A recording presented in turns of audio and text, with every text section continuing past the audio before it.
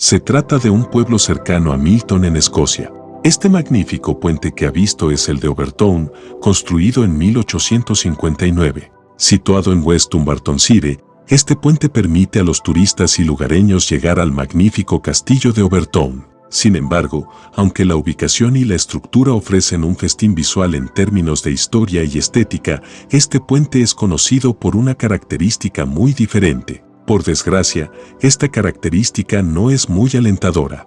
Este puente, conocido como el puente de Overtoun, también es conocido como puente suicida. Otro detalle interesante es que aquí se suicidan los perros y no las personas, como podría pensarse. Inaugurado en 1895, la altura media del puente desde el suelo es de casi 25 metros.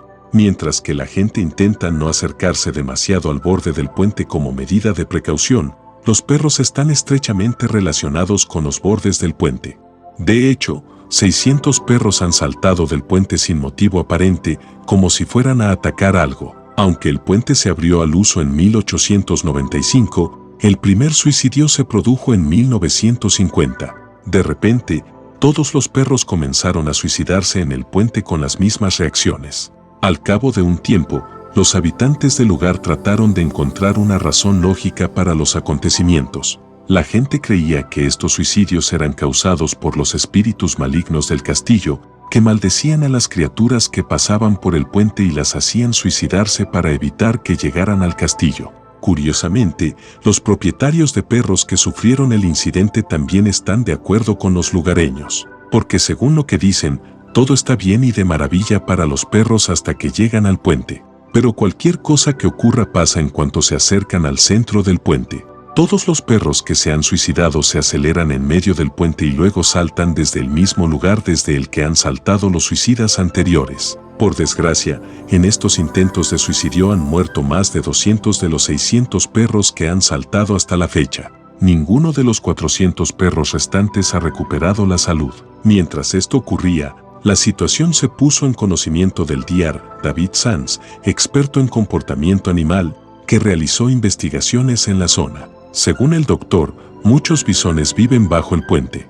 Estos animales emiten olores que los perros pueden detectar muy claramente. Este olor hace que los perros no puedan resistirlo. Los perros pierden el sentido y saltan directamente hacia abajo sin calcular la altura a la que se encuentran para alcanzar el olor.